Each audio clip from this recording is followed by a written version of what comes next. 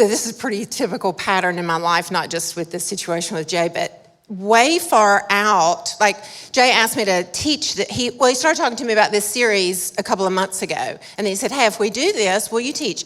So far away from anything, I always am really excited to say yes. I say yes to things. I'm like, oh yes, sure, I'd love that. I do that with vacation. Jay can say, oh, let's start planning vacation. I'm like, great, I love it. But you can invite us to dinner 2 weeks from now, and I'll say, yes, we'd love that. But like 24 hours before I'm supposed to do anything, I always say, I'm not doing that. I don't want to go. Y'all go on vacation without me. I want to stay home. I don't want to go on the trip. Or I wish they'd call and cancel dinner. And so today's Tuesday. Seems like late Sunday night, I said to Jay, I'm not going to teach Hannah this week.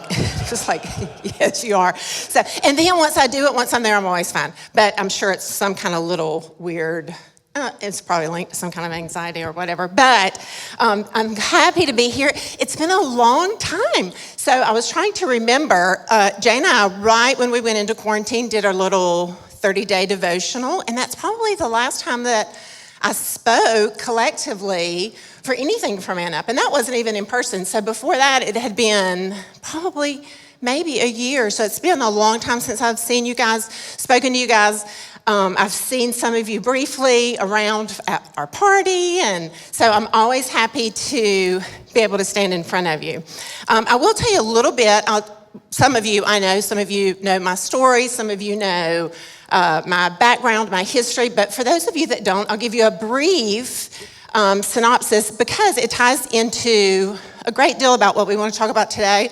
When Jay first asked me to do this talk, I said, yeah, sure, I'd love to. And then I thought, well, but what do I want to say to a room full of men? I don't have a burning message that I wish I could give to men. I'm not the delegate from women. Here's what all women want to say to you guys.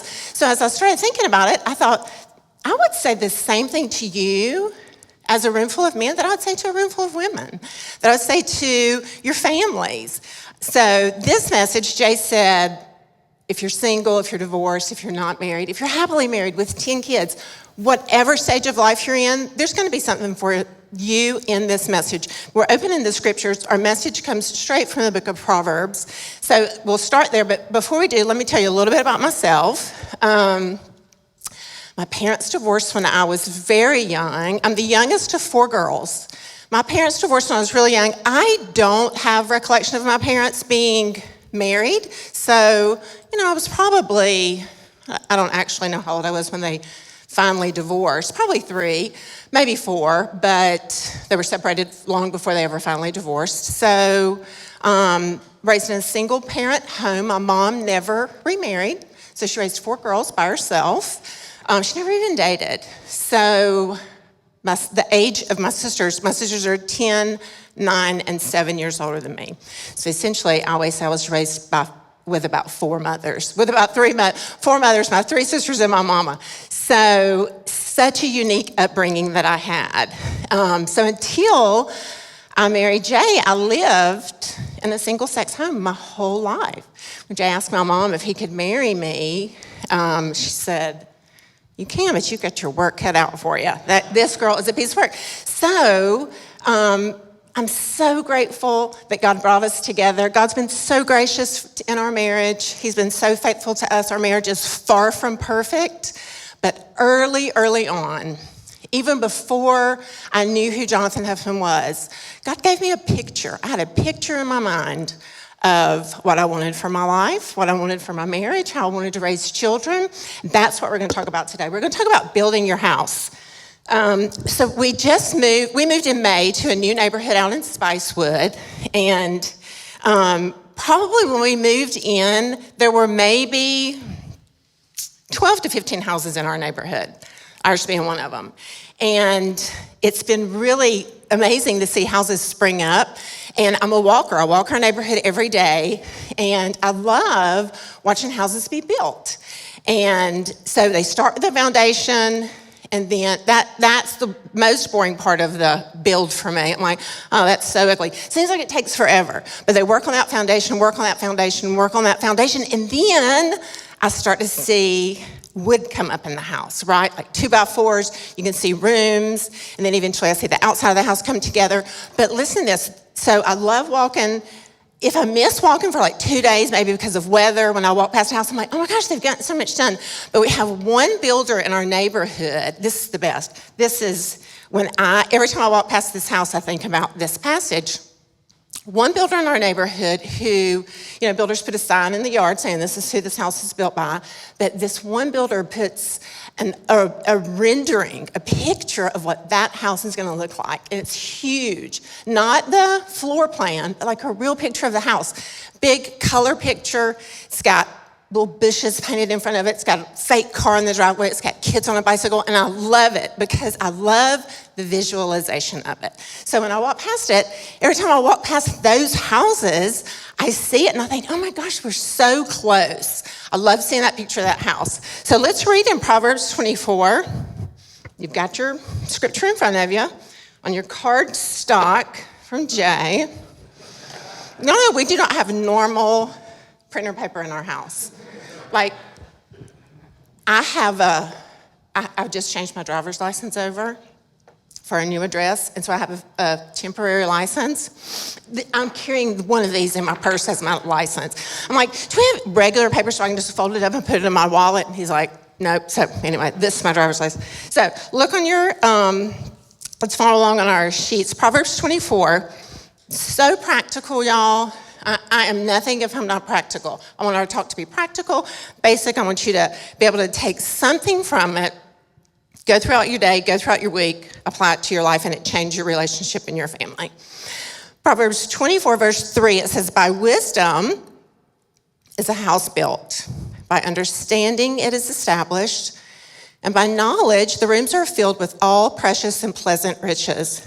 A wise man is strong, and a person of knowledge increases in power.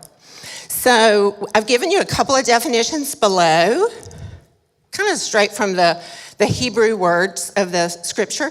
The definition of house is a home, a family, or a temple. So not necessarily the physical structure of your house, but it could be your family, it can be your temple. So you might go, you know what, I'm a single person, I don't really have a family, it's just me. But you have a group of people. Maybe you have a Sunday school class, maybe you have a small group, maybe you have the people sitting at your table right where you are.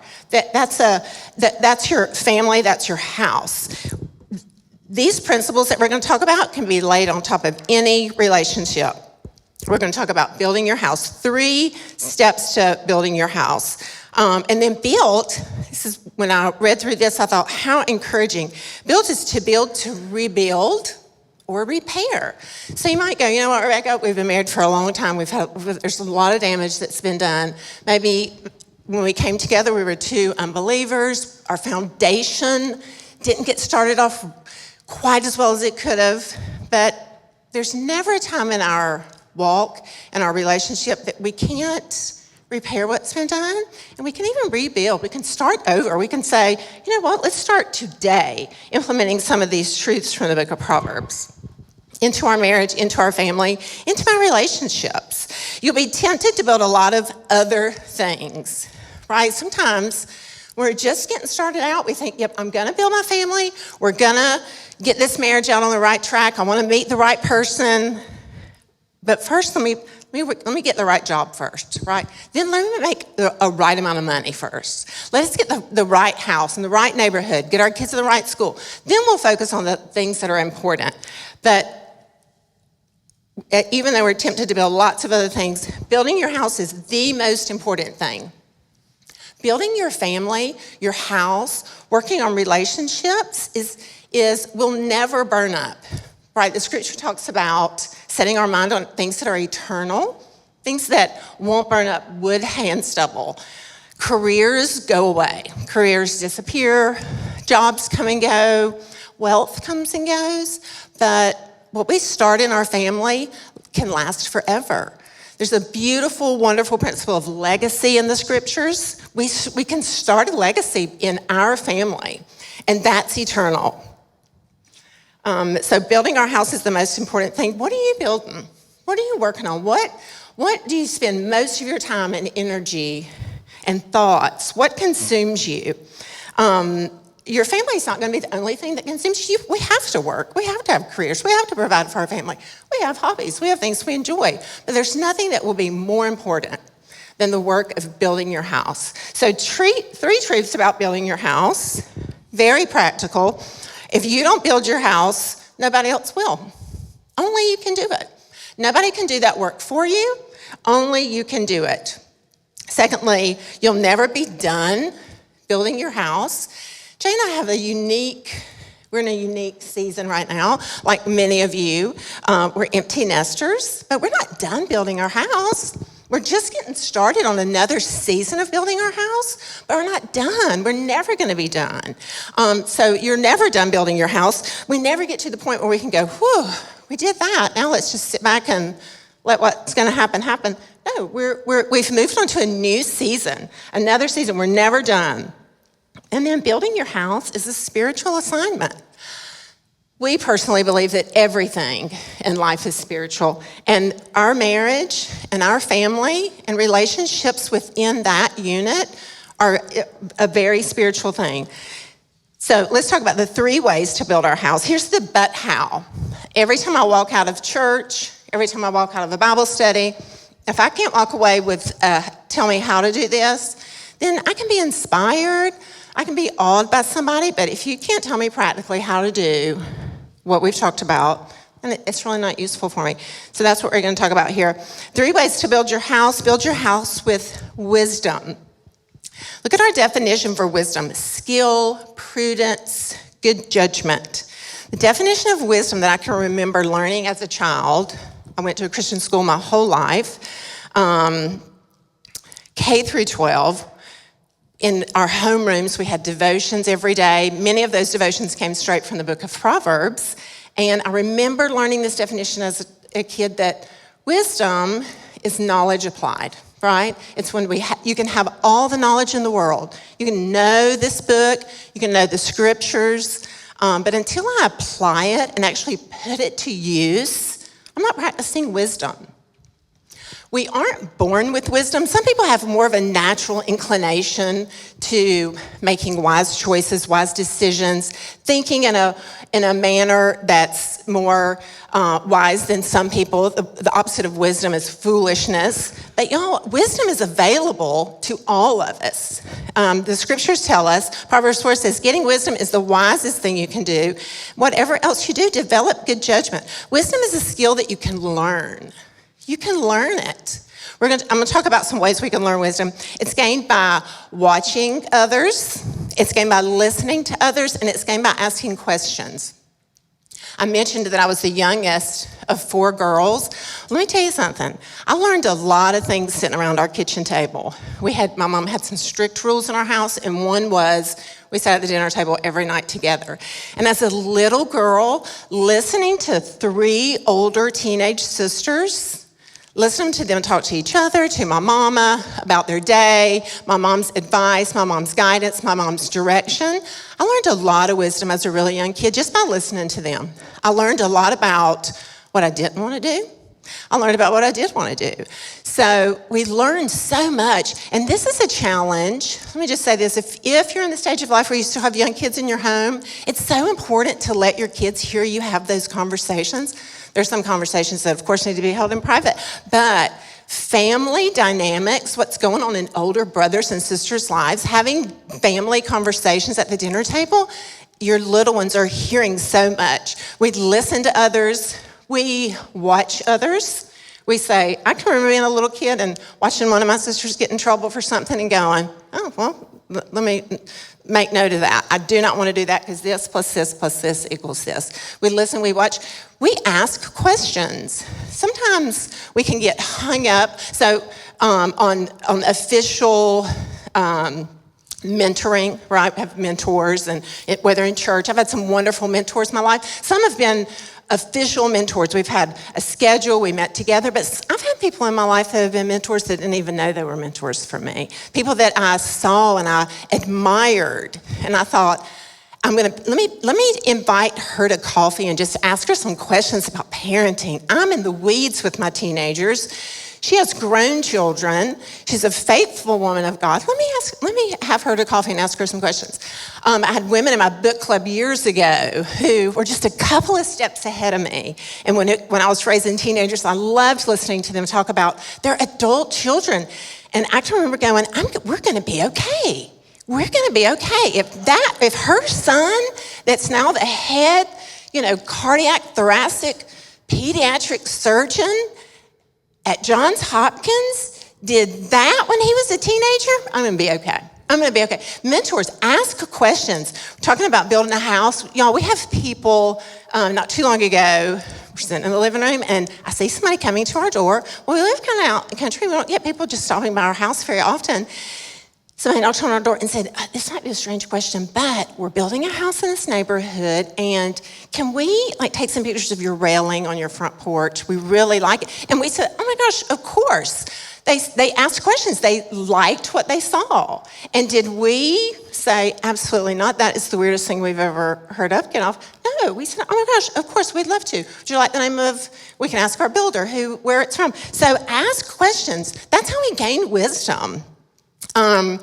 The family table, family time, family prayer time, family devotion times, wonderful times for your children to watch, listen, and ask questions. Wisdom is a gift from God that is available to you. One of my favorite passages is from the book of James. It's listed here in your notes, but it says, if any of you lack wisdom, which is all of us from time to time, let him ask of God. He'll give it to you liberally. King James says, and upbraideth not. It means he will not shame you or rebuke you for asking for wisdom. Ask him for it. Jonathan and I pray for our kids all the time for many years, and we still do. We asked for wisdom in raising our children, but now, right now, our youngest is getting ready to graduate from UT. When we say prayers for her, we ask God for her to have wisdom, because he tells us right here, if you lack it. She needs wisdom. She needs to know what's next. She needs guidance. She needs direction. She doesn't need it from us. She needs it from God, and it's available to her. So ask God for wisdom. If you don't know, ask him for it. He'll give it to you. He will not shame you for asking. Okay, secondly, build your house with understanding. Straight from our text, I'll read it again. By wisdom is a house built, and by understanding it is established. Let's talk about understanding a little bit. When I think of things that have changed over the last several years,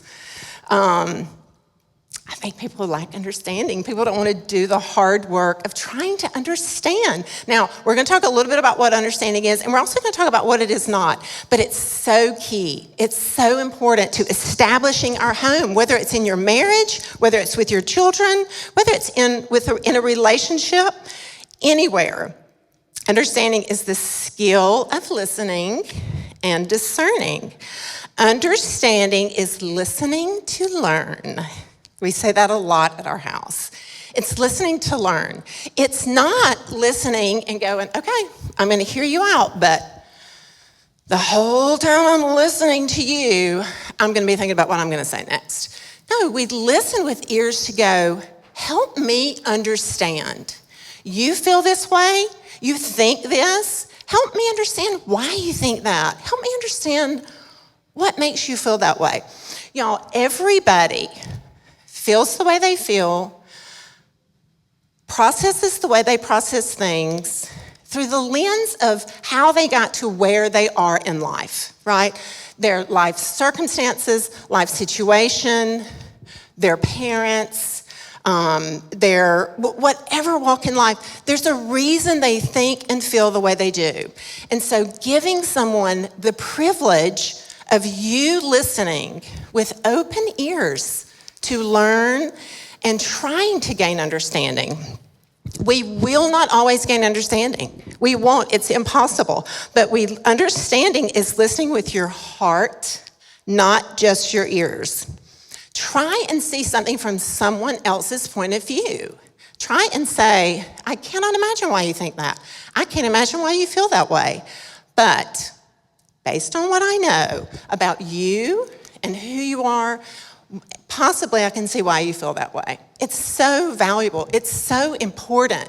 It's so empowering to another person, and it makes them feel so loved and cared for you to say, I don't understand, but I'm giving you the opportunity to help me understand.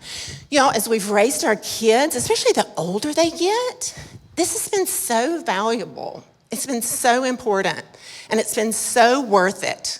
As we continue to build our house, it's worth it.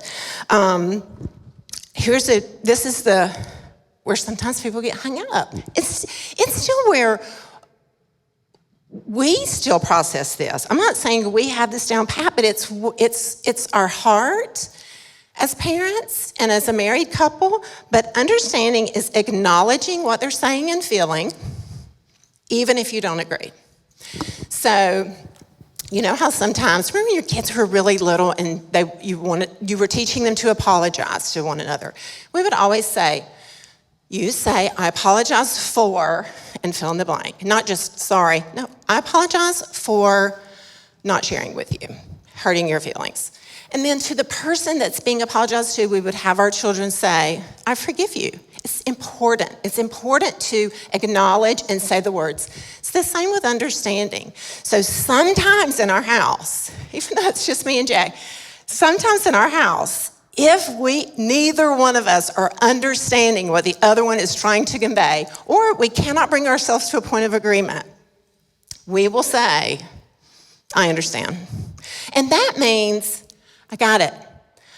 We're not going to see eye to eye on this. We're not going to agree, but I understand what you're saying. And sometimes we just put a period at the end of I understand and we move on. And sometimes that will be revisited, but it's acknowledging what they're saying and feeling, even if you don't agree. I think and I'm going to talk more practically. I'm going to give you some examples of that in a little bit when Jay and I did our little question and answer.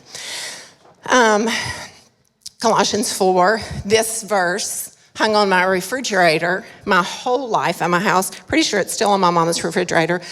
But it's that your speech should always be seasoned with grace. Be gracious and seasoned with salt so that you may know how to answer every man, right? Even when there's a misunderstanding, even when we're not understanding. The way we speak to one another, the way you respond will determine the direction of your relationship. It's so important in building your house, in building your marriage. The way you respond to each other, the way you respond to another person determines so much about your relationship. That's for spouses and children. It's for people you work with. It's for people that are in your small group. It's for people that are in your supper club. The way we respond determines the direction of our relationship. It's so important to respond kindly, graciously. It's my prayer, is that even if I don't agree with somebody, even if I cannot see something the way they do, I want to be gracious. And then thirdly, we build our house with knowledge.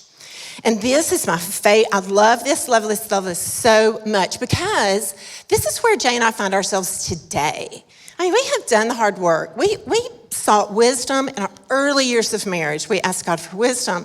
We knew we wanted to establish that house on wisdom. We knew we wanted that foundation. Understanding, we strove to understand each other. We continue to. We strove to understand our children, give them a voice.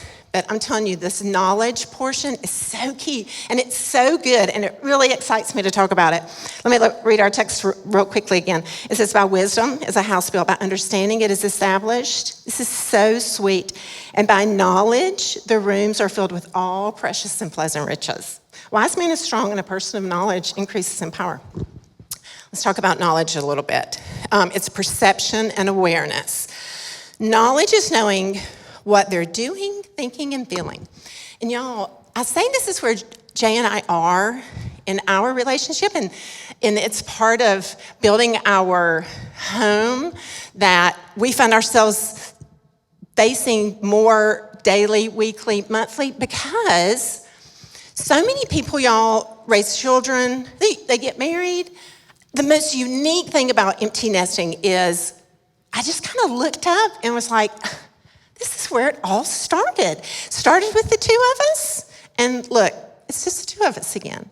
Not that our children aren't around, because of course they are and always will be, but it's a sweet time. And so a lot of people raise children and then look up and go, who are you? I don't even know you. You've changed so much in 29 years. And of course I've changed in 29 years. I hope I have.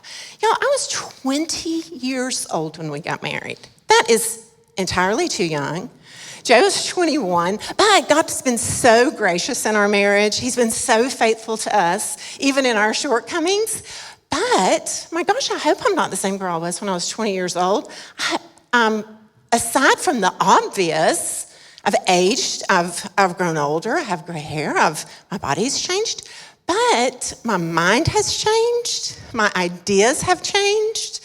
I've continued to mature. At 20 years old, you are not the mature, you don't have the mature brain that you will have into adulthood. So knowledge is knowing what they're doing, thinking, and feeling. And you go, well, how do you do that? Well, y'all, this is pretty basic, but you got to talk to each other.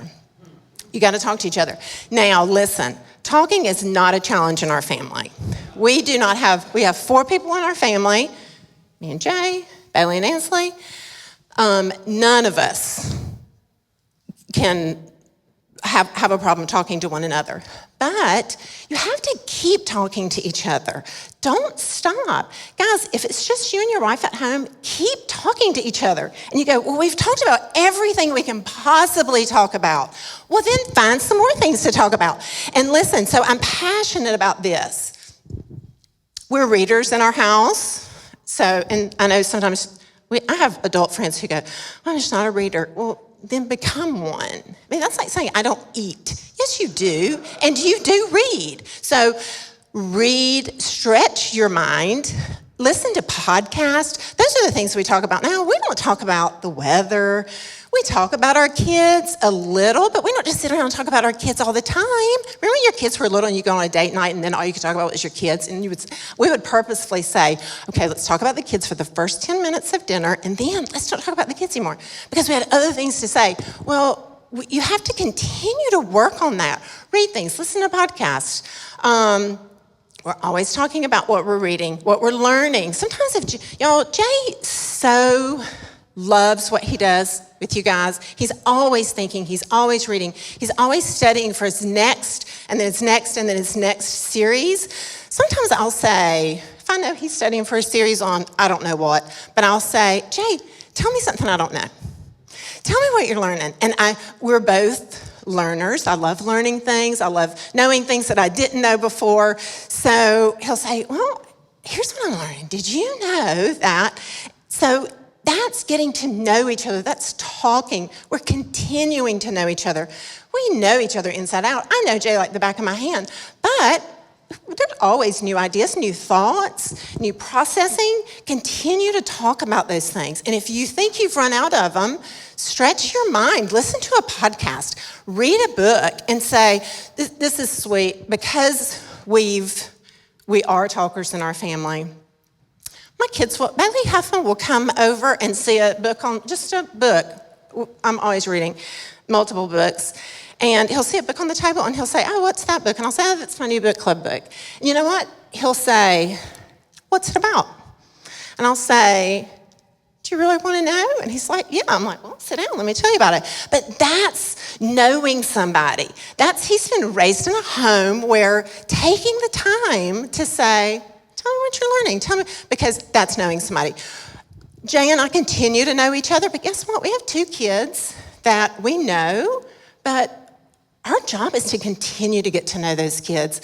We recently were in Georgia at Jay's mother's funeral. I grew up in Central Georgia. I lived there till I was 30. Same Christian school, same church. I mean, my world was very, very small. And so when we went, I love to go back. Love it so much. But when we were there, I saw 2 of my closest childhood friends, girls who have been my friends since I was 4 years old. I had a wonderful time with them. We laughed like crazy, like we always have. But when we left, Ansley said, Mama, I love seeing you with your friends. And I said, yeah, I love it too. It's really good for me. But then I thought, they don't really know me. They have known me, right? So I thought that about so many people that we saw at Jay's mom's funeral, family friends that you don't keep up with, but they're friends. They've been faithful people to your family. They've loved your family at a season in life. But you think, of course, they've known me, but they don't know me. And so don't take for granted that just because somebody is your husband, your wife, your child, that you will know them well forever without work and without effort and without intention. Make it your job. Make it your job to know your people. Knowing comes from asking questions. Okay, listen, I do want to say this. Last night when I got home from work, I said, Jay, if you'll print my notes for me, we'll go over them quickly while I cook dinner. I'll talk through them with you while I'm cooking. And we got to this point. And I said, I want to talk about how don't ask questions annoyingly just to be asking questions.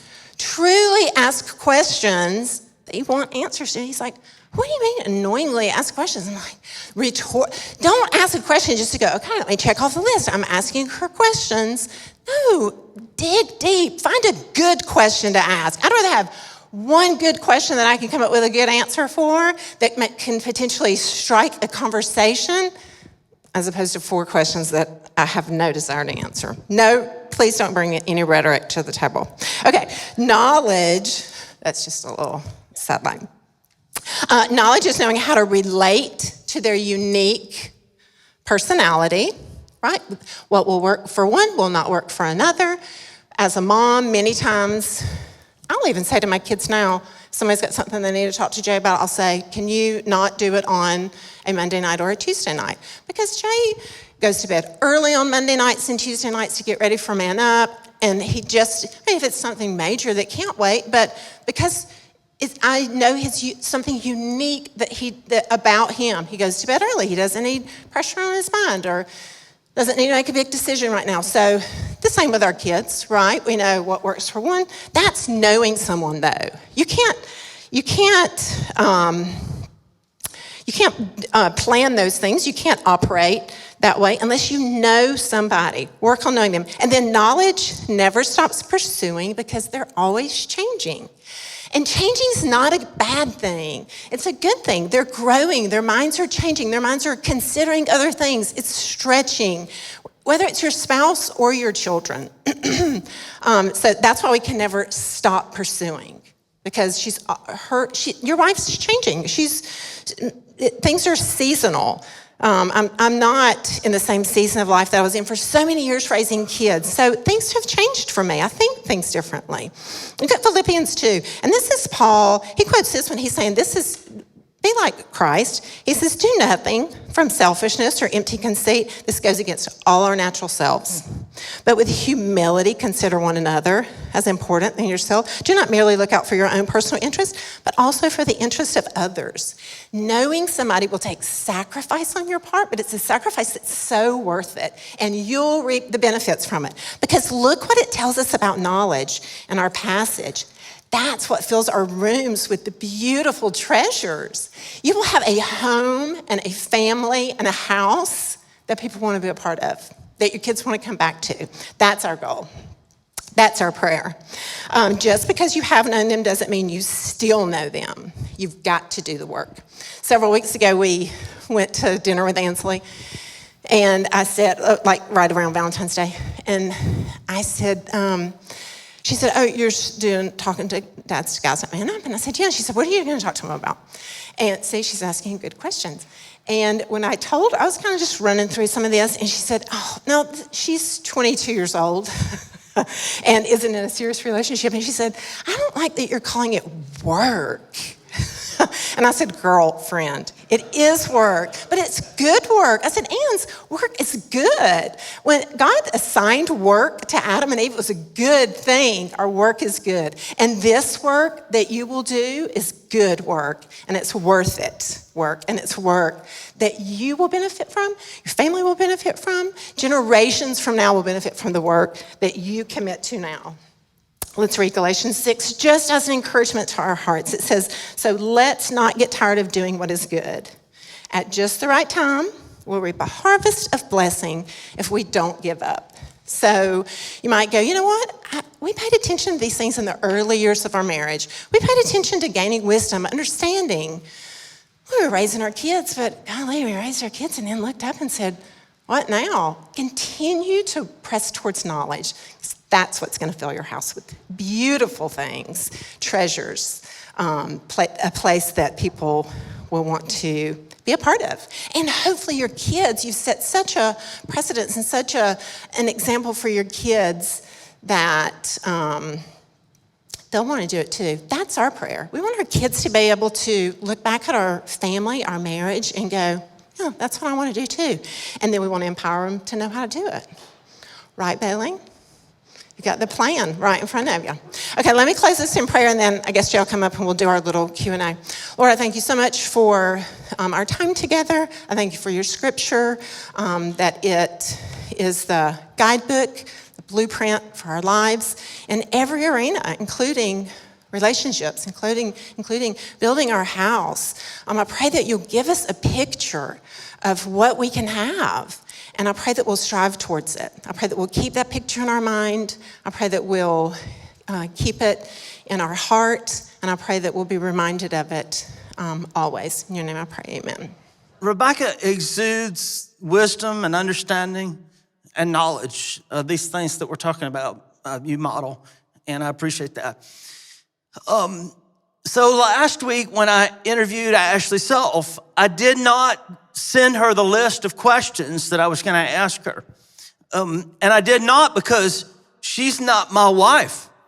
But I did go over all of these questions with Rebecca because I know her and she does not want to be surprised. Question number one. Has family and home always been a priority? Always been a priority to me. Jay knows this little story, but when I was in kindergarten, our kindergarten teacher, Ruby Carmichael, gave us all a book, and it had the next 13 years of school, a page for that. Remember, those were very common in the 70s. And you wrote, what color eyes you had, how tall you were in kindergarten. You put a little pocket for your report card, a little place to put your school picture, and then what do you want to be when you grow up? And I wrote, a mama. Y'all, for years and years and years, my mom still has that book. You can thumb through that book, and no matter how old I was, it was all I ever wanted to be. So, yeah, I've always had a picture of what I wanted for my family and what I wanted to be. It's always been important. Okay, so follow-up question, which was not on the sheet last night, so here we go. What advice would you give to a husband or a wife, a couple, who maybe has not made this a priority up until now? What should they do in response? We talked about how we can always repair and rebuild, and we can always start with a new goal and a new mindset and something new to look forward to. That's like saying, well, I've eaten terribly my whole life. No reason to start eating well today. That's exactly what I say. You can always change moving forward. Yeah. And you mentioned this last night when we were chatting. You said every family history can have a chain breaker. Yeah. Can have a person Cycle that breaker. says, right. This is the way my family or my legacy has always done. But this house, like Joshua, he says, for this house, we're going to do things differently. Yeah. Second question. What do you think are the biggest challenges to building the kind of house that you're talking about in today's culture? What are the challenges? So we did talk about this last night, and I've often thought this, even before I've considered this talk, I thought, I don't know how young mamas do it today with social media. The comparison game's always been there. Mom shaming's always kind of been there, but truly, everything looks so perfect in a tiny little square, and I think it's got to be a real challenge for mamas. And we also talked in particular, and we always say our region or this area, but I think it's really everywhere, but just the glorification of busy, right? We are overscheduled, our kids are overscheduled, we're busy, we're running the rat race, and I think that's always It was a challenge when we were raising kids, but I think it's even more intensified because of the pressure of social media. It's wild that that's even what we talk about, but it's true. I think it's just so I think a mom and a girl and a woman has to be so resolute in what she thinks is important that it really doesn't matter what anybody else is doing on social media or whatever. But yeah. In order to make marriage, family, home a priority, there'll be things that you'll say no to. There'll be a lot of things you say no to. There'll be things that are good things that you say no to. My friend Eric and I are writing a series that will come next called Legacy, passing on what you know, love, and value to those that are behind you. And one of the point, we met Wednesday night and chatted about the series a little bit, and one of the points that we wrote Wednesday night at the table is that legacy is doing what nobody else is doing because you're building what nobody else is building. It's being okay with being different, having a different schedule and different agendas, and you spend your time and energies differently because you're trying to build something different than the culture says is important. Question 3. You said building your home is the most important thing that you can build in your lifetime, which I agree. In fact, I wrote that statement, so I love that statement.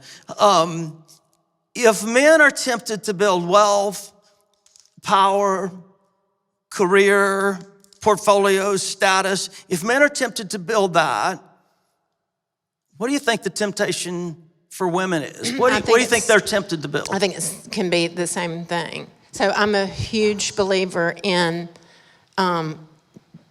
no sweeping generalizations. So I, of course, believe in the obvious differences between men and women, but I think it's unique because I did grow up in a household of only females. What I brought to our marriage was I didn't have I knew I had friends who had parents who were happily married, and so I knew what a good marriage looked like, but I didn't bring a lot of preconceived notions about basic things like who takes out the trash. Well, I can take out the trash. I've taken out the trash my whole life. So I didn't bring in a lot of preconceived, like preset things into our marriage about because you're the husband, here's what you do. And so I think the struggle for wealth and building status, and I think that's a struggle for women too. And young women in particular, as they enter, we have a young woman in our family that's fixing to graduate from college and enter into the workforce or continue her education. And those challenges are there for her too, just like they are for the young men that are in her constituents. So follow-up question. For the wife or the mother that's listening, what if they're a career? I mean, they've got a full-on career. So y'all, I know some of your wives and their stories, and they got bigger deals than we got going on, right? They're leading things, running things. They have a very important role in today's culture. What would you say to a mom, a young wife, who wants to pursue a career but also wants to pursue this? How do you balance that? I don't think it's one or the other, but I do think, just like with anything else, there is always something that you have to sacrifice in your life.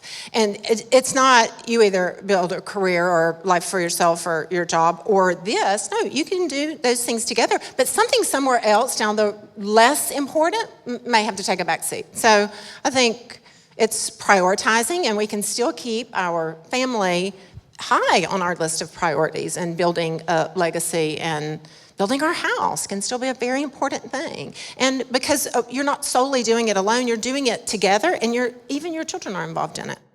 Good. Y'all, how's she doing? All right, number 5. You said in your lesson that knowledge never stops pursuing because they're always changing. Mm-hmm. Give me an example of how have you seen me change? How have I changed in the last 10 years? This is your opportunity to really get after building me up. So go ahead, take it from here. I will say this, that the last 10-year you is the healthiest version of you. That's why I said 10 years and not 30. Right. You've learned. So we've been in ministry since the day we got married, and it took about 20 years for Jay to really kind of wrap his brain and his heart and get his hooks into how to do that well and balance life and ministry and marriage and family and work. And so I'd say just through a series of events that were completely God ordained, that about 10 years ago, we pressed the pause button on life in general. And God was gracious enough to give us an opportunity to do that and got to a healthy place. So that's Jay in the last 10 years. So you're a healthier person, much more rounded out, and that's a good thing. So that should give you some hope, right? But because before, I brought a lot of baggage to the table. I brought a lot of baggage to the table.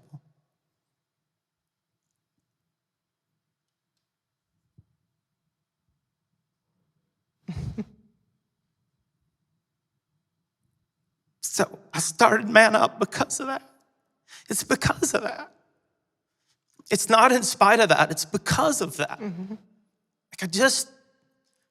I wanted us to rethink our priorities, our agendas, our sin patterns, the issues that we ignored. So thank you for being patient. Mm-hmm. And practicing understanding. Because I didn't find myself in the same place, and because I couldn't always agree with Jay, but I did my best to understand where he came from. And when you didn't, right before the whole world blew up for me, you were honest enough to stand in the kitchen and you said, you need to get some help. You've got to get some help. And you stood by that statement. And it stood by me as I did pursue some healthy choices. How do you think you've changed in the last 10 years? Well, maybe you should answer that question. We did not practice that last night, and I'm not stepping into that trap, so. I think of the last 10 years, so I am, so we talked about schedules and hustle bustle, and that is not who I am at the core of my best self. In the last 10 years, I've been able to be more okay with saying, I am a slow-moving, simple, intentional person. I spent a lot of years trying to live outside of that, but at the core of who I am, that's who I am, and that's my best self. And in the last 10 years, I've been able to go, yeah, that's who I am. I'm not run, take one kid to this, the next kid to that. Does not serve myself well or my family well.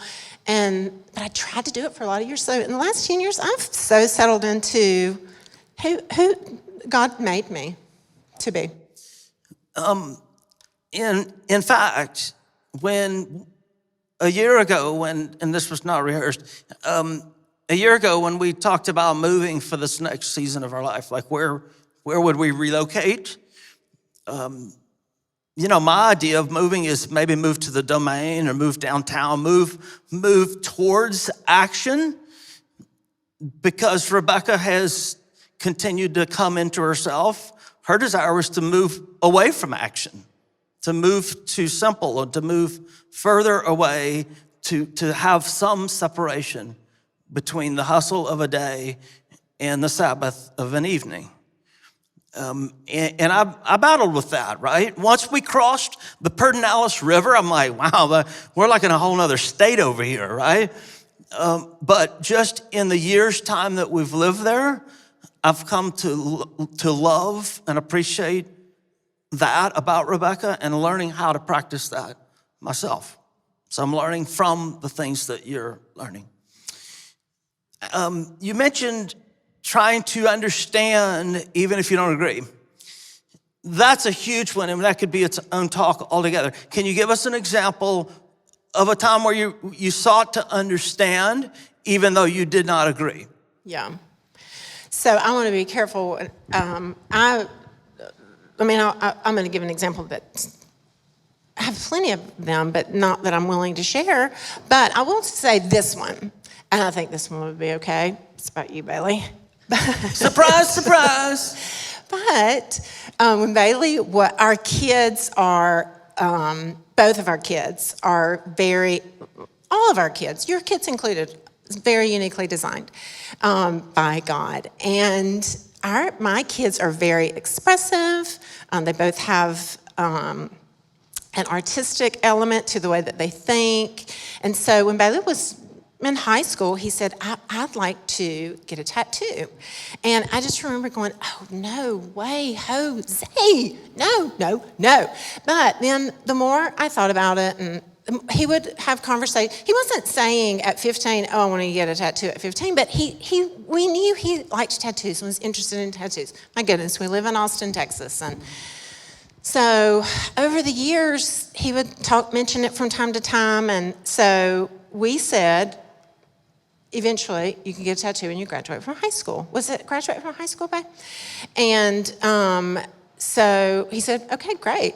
And so I personally did not understand that.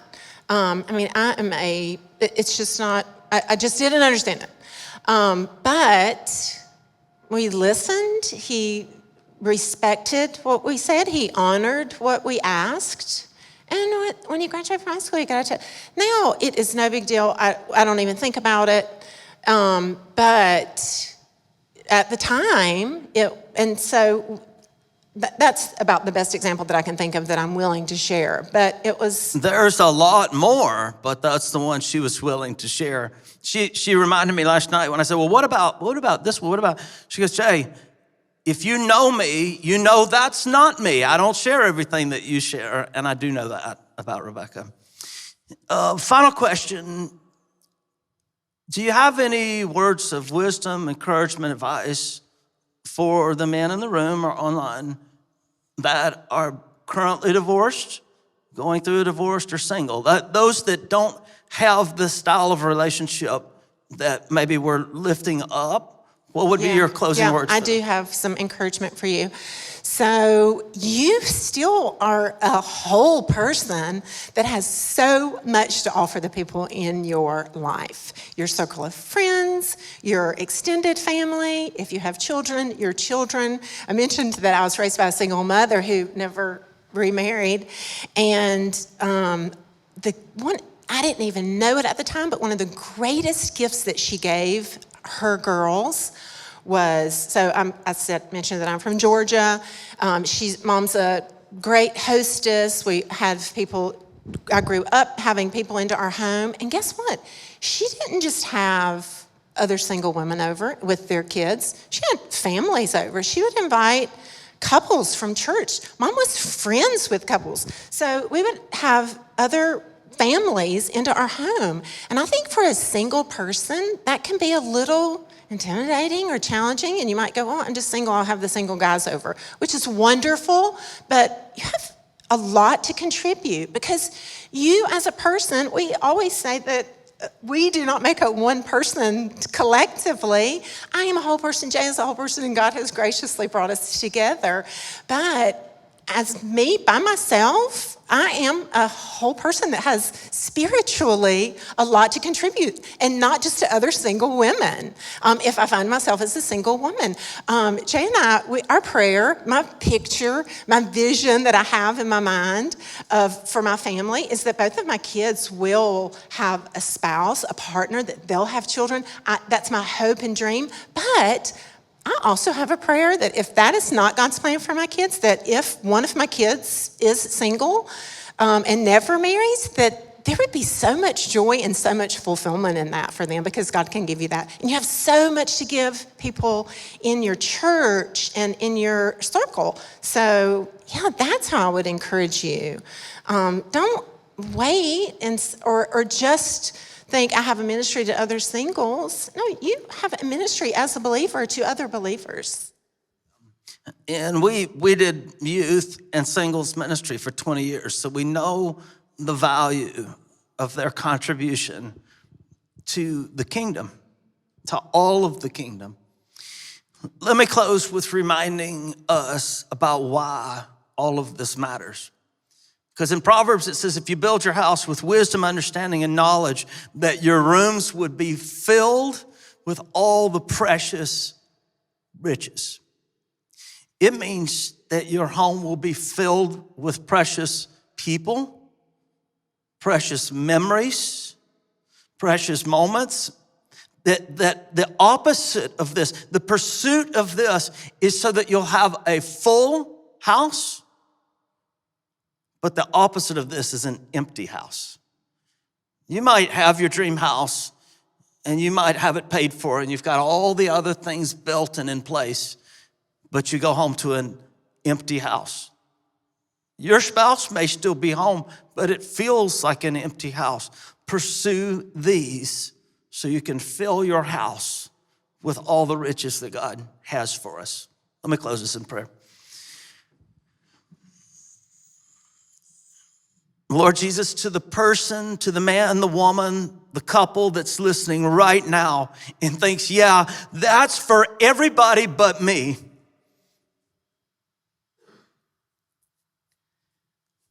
Would your Holy Spirit whisper to them right now, it's for you. These truths are for you.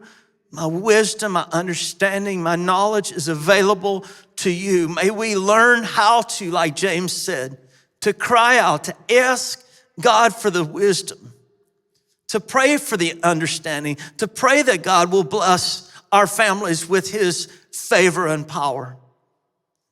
May we fast and pray and put these items that are of utmost importance at the forefront of our thoughts and minds. May we calendar them and make time and space and energy for them. For those who maybe need to make amends, may they start with, I'm sorry. I'm sorry. I could have and should have done different, but I'm changing. I'm sorry, but I'm changing. Lord, would you fill every listener right now with hope and encouragement and the wisdom to take their very next step. In Christ's name, amen.